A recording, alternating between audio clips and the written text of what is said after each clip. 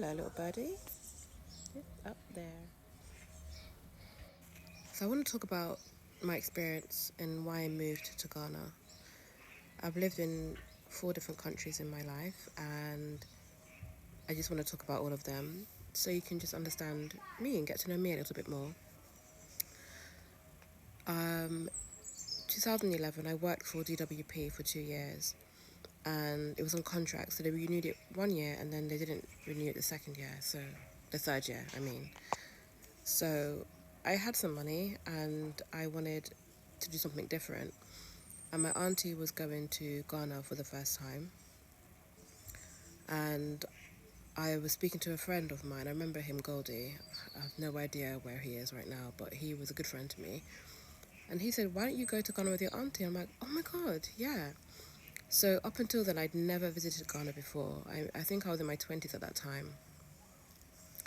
Uh, so I decided to do it. So then all my cousins decided to go. So I say my auntie because my auntie, I grew up with her. My mum passed away when I was very young, and I grew up with my auntie and my cousins. So we all decided to go with her. We all went together. So we booked, we got our visas, and off to Ghana we went. I had planned to stay there for a couple of months, and I fell in love with Ghana. I just fell in love with Ghana. It was such a fun place to be. It was a vibe. People were welcoming, friendly. I loved the culture. It just felt so natural just to fall into it quite easily. And it was nice seeing people like me everywhere and not feeling like a minority. And I just enjoyed being there. I was so happy. I ended up staying there for 6 months. I kept renewing my visa and I kept extending my ticket. So I went there in August and I left in February. During that time, I made a lot of friends. I explored the country. I hung up with the locals. I hung up with the tourists. I did everything I possibly could. I experienced Ghana to the fullest and I had the most amazing time of my life. I think Ghana was one of the happiest times I've ever had. I had such a ball. It was such a fantastic time. I was always out. I was living my life. I was singing at +233. Hey, hey, if anyone knows, big up, big up. And I just didn't want to leave, but I had to come back and sort some things out in England, as you do. So I stayed there, like I said, for 6 months. I decided, look, I need to go back. I need to live in this country. I'm going back. I think I had to come back to have an operation on my leg. So I left in February. I went back to England, did some work, did my operation, and I went back to Ghana again. And I believe I went back on crutches. I didn't care about not fully healing. I just wanted to get back out there. And I shipped every single thing and moved back to Ghana in either 2012 or 2013. I can't remember.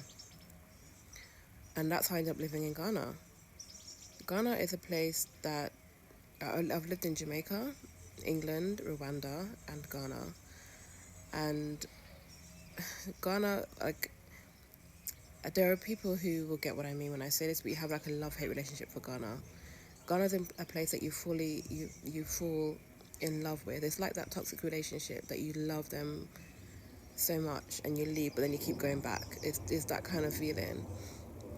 What is amazing about Ghana is just that it's so easy to just blend with everyone, and the food is great, the people are cool, and there's so much to do. It's a fun place to be. It's a place that you can just have so much fun. The weather is always great. It's just an amazing place to be. But it doesn't help when you are comparing it to where you have come from, and that can be difficult. The reason why I left Ghana in the end is because I got a bit fed up of electricity outages, water outages, and not having a good stable internet connection. There were times where I'd be offline for 12 hours and wouldn't be able to contact my family or my friends, and that became very difficult for me. And then there were times when the water wasn't running, or electricity being off. It'd be so hot and mosquitoes, and it was just too much. And I just got fed up, and so I left. I left Ghana. But then as soon as I came to England, I missed it again. So I settled in England for a little while, and I moved back to Ghana again. So I lived in Ghana twice. First time for 6 months, then for 2 years, then another, or 3 years, and another time I went back for 2 years. And I left Ghana last year and I went to Rwanda. But stick around and I'll tell you about Rwanda and my experience there and why I keep running back to Ghana and I'm missing it again now. Share some more of my experiences in Ghana. What's it like dating there? What it was like living there? What's it like just in general? The people, the language, the economy. I'm happy to share my story about my whole experience in Ghana. So stick around and I will do another part to this. And I will Yeah, so me reach Isabel now. Me reach like me supposed to reach at like 4:25, and when me reach it's some minutes after 6. And me fi board back a plane like 6:50. So when me reach, I have to check in through custom and all of that. My flight leave me already. Then now me go to the people them know the Turkish airline. Ask them now me want a ticket. Them say no, me have to go buy back a ticket. Me have to go buy back a ticket for $1,400 when them take everything already. So me I say no, something wrong, man. I sit in that airport like 3 days. I don't eat, I don't sleep, I don't have a bath, I don't do nothing but sit there in a cold place where I never dressed new for that occasion. The place cold like I was freezing. That when me reach Africa, me get all a bad cold. But all me keep saying, this is the last hurdle. This is the last hurdle. If I jump over this hurdle, I'm not gonna be in Africa. But what happen now? Me reach in Africa, still don't get my part of luggage as yet. No, tell me, say, them never want to hold me. But Jah, I him me trust in her. So he make me go free and left the luggage them behind because them they have vanity. What me can do in Africa, them they can't do nothing in Africa. So what we have to go do? Just know so we live a life. If I can make it in Jamaica, I'm going to Nigeria to run taxi. I'm going to Ogjelegba, Lagos. Mama Africa, Mama Africa, Mama Africa. Going for the city of Lagos. I think you to get the goosey soup. Ogjelegba morning, Ogjelegba. In Naija, we don't kiss baby, we kiss the money. If you want to go to Zimbabwe, I'll take you to Zimbabwe. Please take the taxi now. If you want to go to Zimbabwe, I'll take you to Zimbabwe. I've been sitting in the city of Lagos. And I job for 30 days. No money. I have to to feed. If I don't chop, I don't taste the money. Please. Sawa. Take the taxi now. Please. I beg. Take the taxi now. I've been sitting in the city of Lagos for 3 days. No one take my taxi. I have to feed. Thank you. Take the taxi. I take you to Lagos to get fufu. I didn't call you a fool. I said I take you to the city of Lagos. Take this taxi.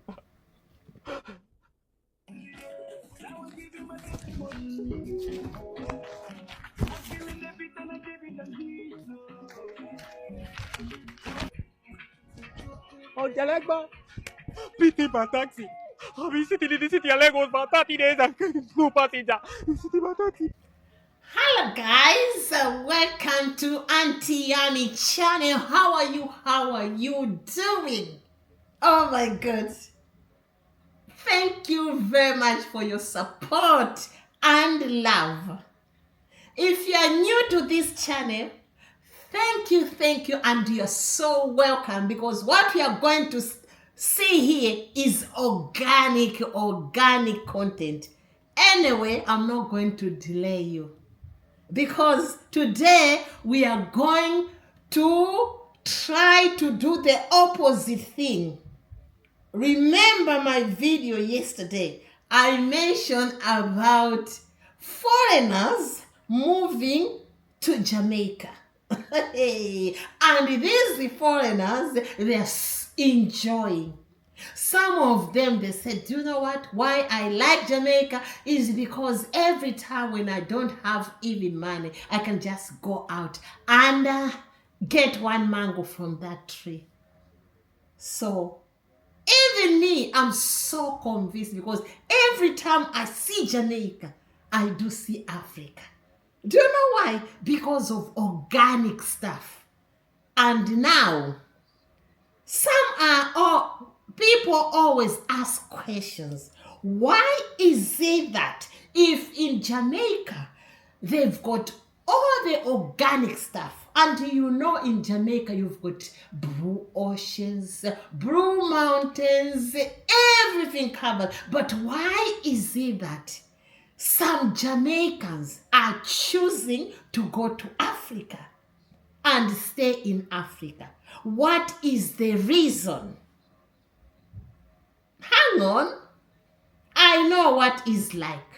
Because whether we like it or not, it's about our roots. Because I might say today, wake up and I'm like, do you know what? I want to go and stay in Jamaica. It will be possible, but it doesn't change that I am African. I've got African roots. And even some of our Jamaicans, brothers and sisters, why did I say some? Because you know what I mean, Jamaicans, have got the motherland roots. Now, why not going back to my roots and try to connect that culture, to feel that? Because each and everyone wants to go to the motherland and see what it's like. Especially if we talk about Ethiopia, our Rastafarians, brothers and sisters, they are rushing to go there so that they can see the home of Haile Selassie. And why I'm talking about this, it's not only Ethiopia, Ghana, South Africa, Nigeria, you name it.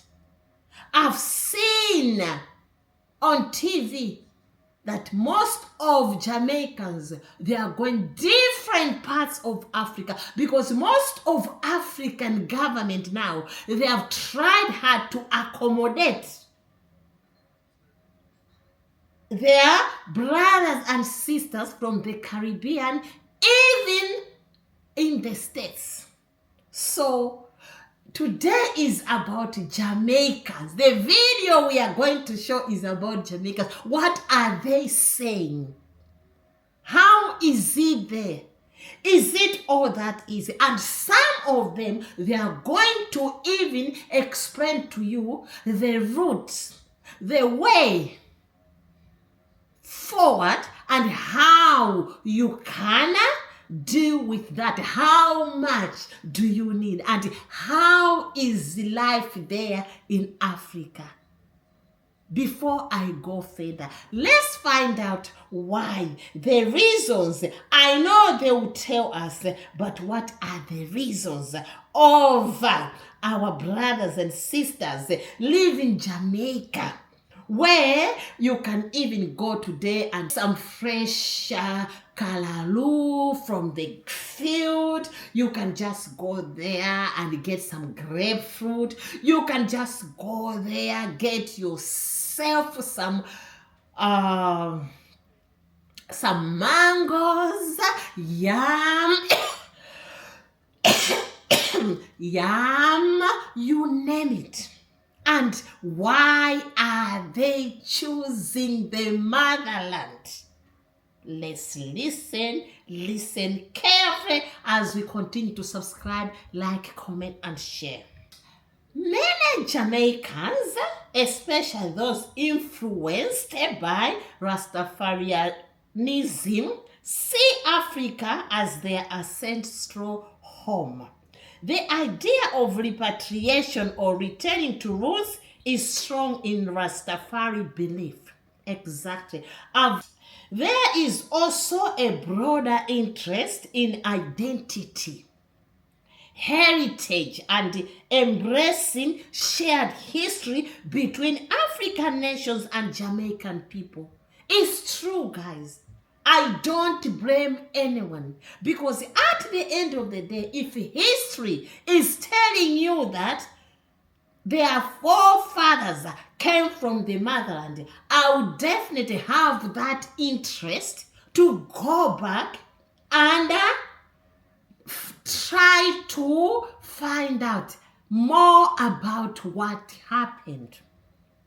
And also, you have to go where your ancestors came from, because history is taught in schools. I don't know in Jamaica, but at the end of the day in Africa, history, we talk about what happened. We are taught to know about, we are taught about what happened.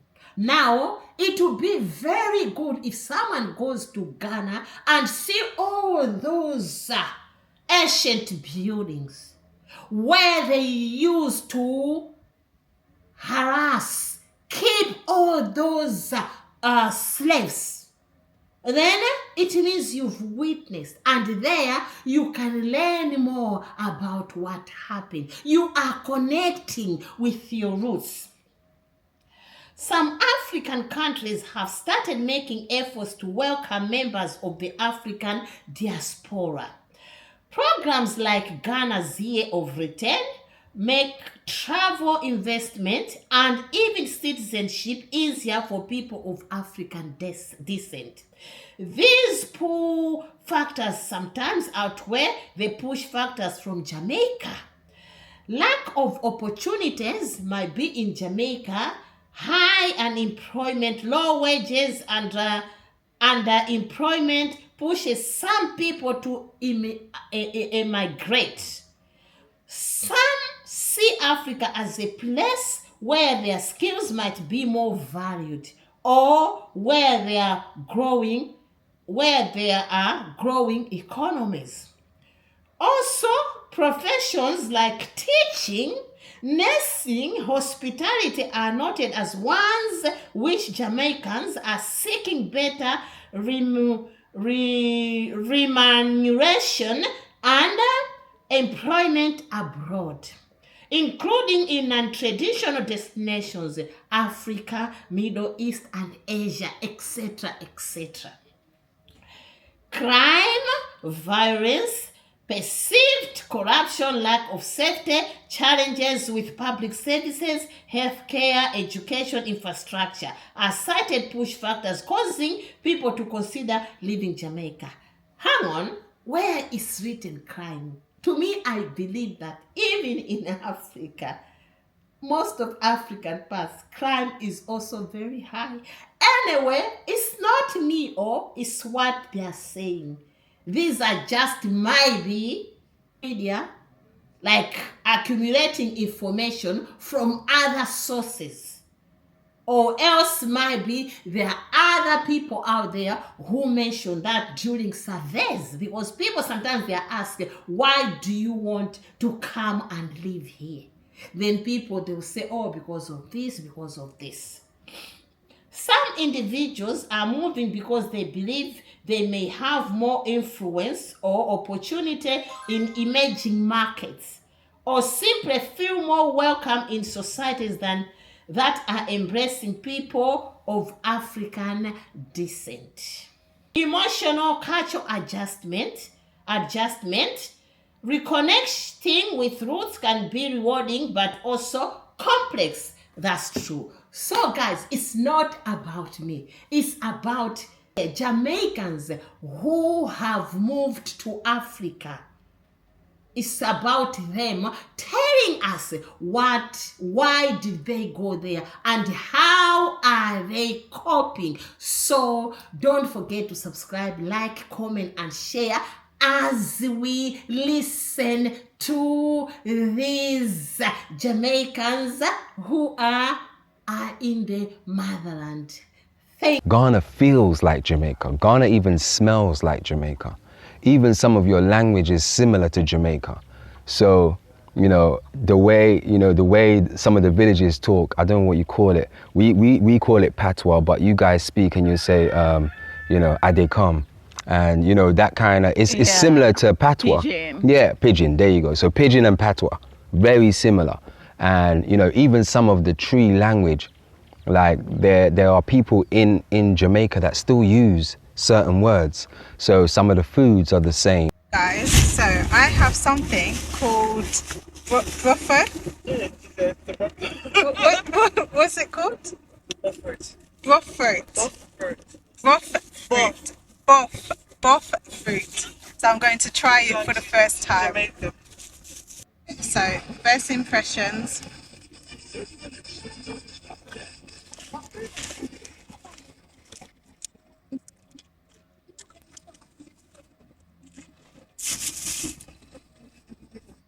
Ooh, I know what this reminds me of now. It's kind of a mix. I can live in Africa under any condition because spiritually I'm okay. You just have to love Africa. Africa to me is a woman who adore much. For me, when I came, I wasn't in the position to buy her pearls, ruby, diamonds, but just to able to see her walk out the front door and walk back in was enough joy for me. I was in Jamaica in 1986 and I saw that Jamaica was too small for me. The politics down there, it was more than Sudan. Have you been back to Jamaica since you came? Now, I would ask you a question. If you escape a high security jail, would you go back? No, I would. Thank you.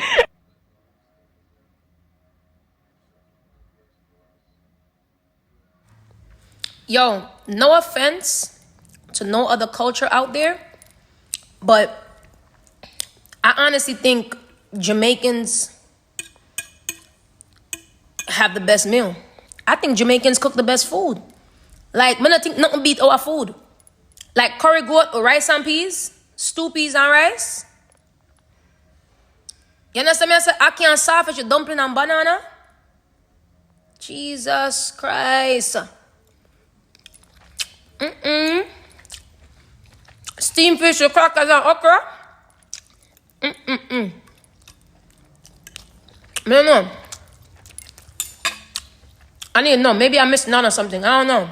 Put me on. 5 lessons learned in 5 years living in Ghana. 1. Feel it out first. 2. Make sure that you have capital or income. 3. Find out where else other than Accra that you can live. 4. If you're coming with a family, make sure that you have active income. And 5. Make sure you have proper guidance for everything. I think also what I can say on top of what they're saying is true. It's easy to adopt the culture between Jamaica and Africa. Why is that? As I said before, the food. And it's easy, maybe, because even if you go to Africa, you are going to see most of the similarities. And also, as we say, I know there might be language barrier, but it's easy to adopt because most of African countries, especially which were colonized by the British, which are even a lot, you can easily communicate.